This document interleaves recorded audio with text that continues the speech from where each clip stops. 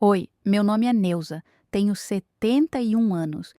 E antes de te contar a maior reviravolta da minha vida, comenta aqui embaixo de qual cidade você está assistindo esse vídeo. Eu adoro saber até onde minhas histórias chegam. Agora senta, respira fundo, porque o que eu vou contar é coisa de novela. Mas aconteceu comigo, de verdade. E foi um dos momentos mais difíceis e, ao mesmo tempo, mais libertadores da minha vida.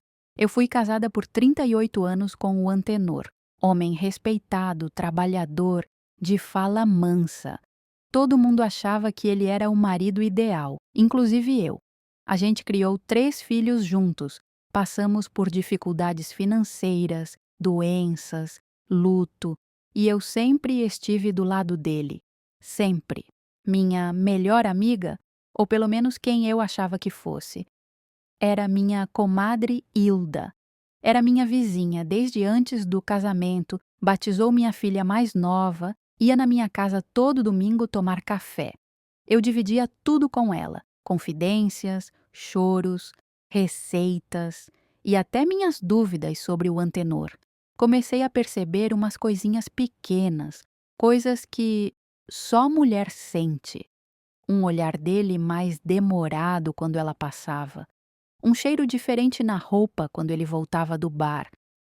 A Hilda sorrindo demais quando ele aparecia na nossa roda de conversa. Fui juntando peça por peça, até que um dia abri os olhos de vez. Encontrei um bilhete na calça dele. Hoje foi maravilhoso. Mesma hora, semana que vem? E, na hora, meu coração gelou. Mas eu não chorei, não gritei. Eu pensei e planejei. Porque quem me traiu não foi só ele, foi ela também. Minha melhor amiga, minha comadre, minha confidente. Foi aí que eu bolei a armadilha perfeita. Na semana seguinte, deixei ele sair para tal reunião. Preparei um bolo de fubá, como se nada tivesse acontecido, e chamei a Hilda para um café. Falei que estava sozinha, triste e precisava desabafar. Ela, como sempre, apareceu sorridente, fingida. Deixei ela bem à vontade. Dei risada, contei uma história inventada sobre um suposto amante do passado e então fiz a pergunta certeira: Você já trairia uma amiga? Ela riu, riu alto. Disse que isso era coisa de mulher insegura, que entre amigas de verdade não existia esse tipo de coisa. Eu gravei tudo, com o celular da minha neta, escondido na prateleira. Esperei a hora certa. No domingo seguinte, reuni meus filhos, genros, noras e até uns vizinhos mais próximos para um almoço em casa. Chamei o Antenor. Chamei a Hilda. Quando estavam todos à mesa, pedi a palavra. Coloquei o celular na caixinha de som e soltei a gravação. E antes que eles pudessem sair correndo ou negar, joguei no colo da mesa o bilhete com a letra da Hilda. Silêncio. Total. A cara dele ficou branca como cera. E ela? Saiu correndo da minha casa, chorando, como se tivesse sido traída. Irônico, né? Naquele dia eu me libertei, botei pra fora tudo que engoli por anos. E sabe o que é melhor? Eu não perdi nada. Só me livrei do que nunca foi meu de verdade. Bom, depois que eu revelei tudo no almoço de domingo, a mesa ficou muda. Ninguém sabia o que dizer. O Antenor, meu marido por quase 4 décadas, ficou com o rosto branco, tremendo. Tentou balbuciar uma desculpa qualquer. Mas eu nem quis ouvir. A Hilda, a comadre, a amiga, saiu correndo, tropeçando nos próprios pés. Nunca mais pisou na minha calçada. Mas o mais difícil veio depois. Foi o silêncio dos meus filhos. Meu mais velho, o Roberto, ficou com a cara fechada e não falou nada. Só me abraçou. Já a Mariana, minha filha do meio, chorou. Mas chorou pela família. Disse que não acreditava que aquilo tudo era real. Ela não queria que eu me separasse. Dizia que o papai podia ter errado, mas que merecia perdão. Perdão? Me calei. Não porque concordava, mas porque percebi que ali nascia outra ferida, a dos filhos que não sabem tudo o que uma mãe já engoliu para manter a casa de pé. Fiquei em silêncio por dias. O Antenor tentou voltar para casa como se nada tivesse acontecido. Errar é humano, ele disse. Foi só uma fraqueza. Mas aquilo não era fraqueza. Era covardia. Era desrespeito. E era recorrente. Foi aí que comecei a vasculhar tudo. Fui no guarda-roupa dele, no cofre, nos extratos bancários, nas caixas antigas da garagem. E descobri que ele não só me traía, como tinha um segundo celular escondido, presenteava a Hilda com perfumes caros e ainda usava o nome do nosso neto como senha de banco. Eu era a palhaça da história. Mas eu não chorei. Ainda não. Eu precisava entender uma coisa antes de qualquer decisão. Por que ele fez isso? Por que logo com a Hilda? Até que um dia o telefone fixo tocou. Era uma vizinha antiga, daquelas fofoqueiras do bem. Ela disse: Neuza, eu fiquei calada esse tempo todo por respeito, mas você merece saber. Eles estão juntos faz mais de 15 anos. 15 anos, 15. Metade do meu casamento foi uma mentira. Fiquei olhando para o teto aquela noite inteira. Cada pedaço da minha memória começou a se encaixar como um quebra-cabeça que eu fingia que não existia. As noites em que ele trabalhava até mais tarde, os aniversários que ele esqueceu, os sorrisos cúmplices entre ele e a Hilda nas festas de família, tudo fazia sentido agora. Mas o que me doeu de verdade não foi a traição, foi a cara de deboche da verdade me olhando e dizendo: Você sempre soube. E eu soube. Lá no fundo, a gente sempre sabe. No outro dia, fui à casa da Hilda. Eu não ia gritar, nem bater, nem fazer escândalo. Fui olhar nos olhos dela, bati na porta. Ela abriu com a cara assustada, como se tivesse visto um fantasma. Veio aqui me xingar? Ela disse com a voz baixa. Não, vim te agradecer, eu respondi. Ela arregalou os olhos e eu continuei. Graças a você, eu deixei de viver uma mentira. Você roubou meu marido, minha confiança e minha paz por anos, mas me devolveu a mim mesma. Então, obrigada. Ela tentou se justificar, disse que se apaixonou, que foi sem querer. E a pior parte, que ele dizia para ela que não me amava mais, que eu era fria, que eu não o fazia feliz. A dor dessa frase foi como uma faca empurrada devagar no peito. Voltei para casa e desabei. Foi a primeira vez que chorei de verdade. Na solidão do meu quarto, com a porta fechada e o rádio ligado para ninguém ouvir meus soluços. No dia seguinte, tomei a decisão. Eu ia me separar. Os filhos. Metade me chamou de corajosa, a outra metade de louca. Diziam que, com a idade que eu tinha, devia deixar para lá, que era só aguentar até o fim da vida. Mas eu olhei no espelho e vi uma mulher que já aguentou demais. E naquele espelho, pela primeira vez, em muitos anos eu vi um brilho nos meus olhos que não via desde que era jovem. Era o brilho de quem se escolheu. Naquela manhã, depois do espelho, eu fui até o cartório.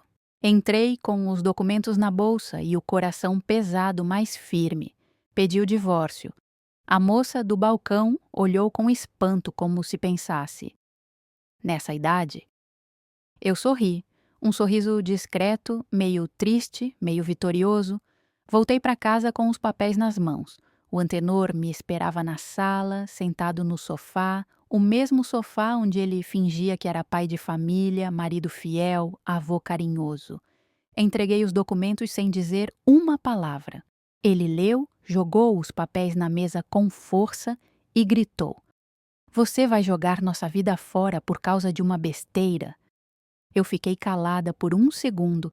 Depois olhei bem fundo nos olhos dele e disse: Você jogou fora faz 15 anos. Eu só tô recolhendo os cacos.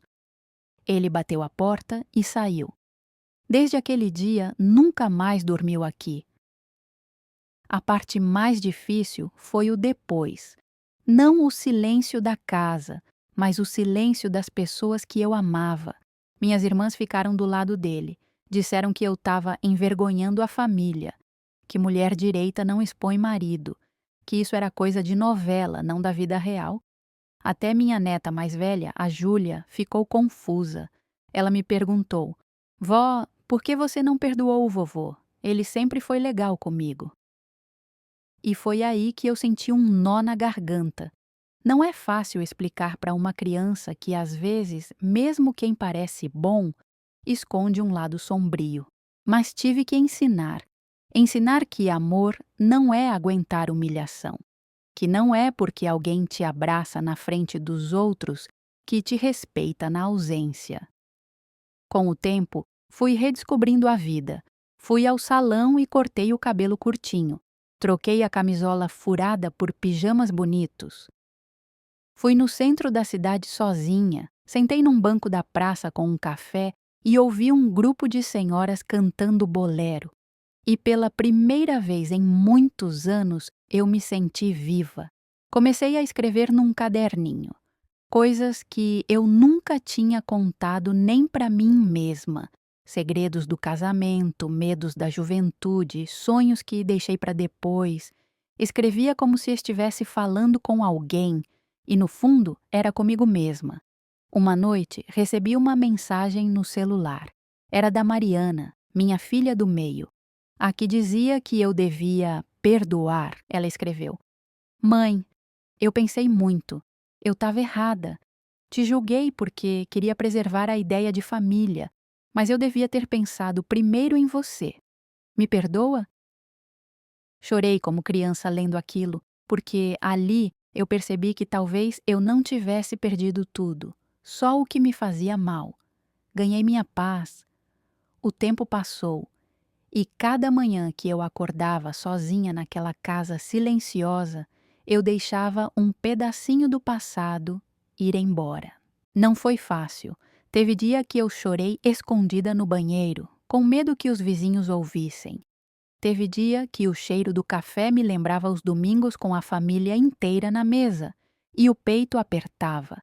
Mas também teve dias bons, dias em que eu ria com minhas amigas no salão, dias em que meus netos vinham me visitar e enchiam minha casa de barulho, aquele barulho bom que preenche os cantos da alma. Uma vez, vi o Antenor na rua. Estava mais magro, mais velho, os ombros caídos. Ele me olhou de longe, abaixou os olhos e atravessou sem dizer nada. E naquele momento eu soube. Quem perdeu não fui eu. A comadre Hilda. Dizem que o caso dos dois durou mais uns meses, depois acabou. Ele voltou a morar sozinho, e ela também. Cada um colhendo o que plantou.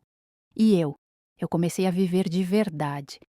Resolvi reformar a casa, troquei os móveis da sala, pintei a parede do meu quarto de azul claro, minha cor preferida desde menina, mas que nunca pintei, porque o Antenor não gostava. Agora, cada canto da casa tem a minha cara. Cada detalhe me lembra que essa história aqui é minha e que eu ainda tenho capítulos lindos para escrever. Voltei a estudar, fiz um curso de bordado, outro de informática para idosos. Até aprendi a mexer no celular direito. E foi assim que descobri esse mundo dos vídeos, dos canais, das histórias. E sabe o que mais me emociona? É saber que minha voz, essa voz cansada de uma senhora de 71 anos, chega até você aí do outro lado da tela. Que minha dor, minha força, minha reviravolta te toca de alguma forma. Muita gente acha que, depois dos 60, a vida desacelera, que a gente só espera o fim. Mas eu descobri que, às vezes, o verdadeiro começo só chega depois que tudo desmorona. E eu não conto isso para ganhar pena.